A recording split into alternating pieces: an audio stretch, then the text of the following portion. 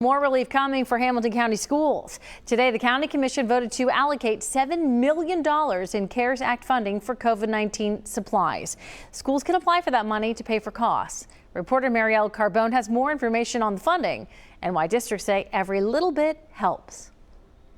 Well, the county has about $10 to $12 million in CARES Act funding that it'll lose if it doesn't spend it by the end of this year. So that's where this money is coming from. And county leaders say they hope it's able to benefit a sector of the community that they've struggled to support during this pandemic, and that's our children. Since the start of the pandemic, the costs have piled up. The concern, the burden is real. Steve Bain is treasurer for the Oak Hills Local School District. It's using a hybrid model right now, with some grades learning remotely and others in person, meaning the supplies the district needs have varied. 6 months worth of PPE, also virtual licenses have been purchased. To pay for all of this, some federal funding has helped, but that $1.2 million in grant funding is really only a Band-Aid to our gaping wounds. Oak Hills isn't alone in this struggle. That's why the county is stepping in. I think we were struggling early on months ago to try to figure out how to help kids. Thursday, the County Commission voted on a new grant for local schools.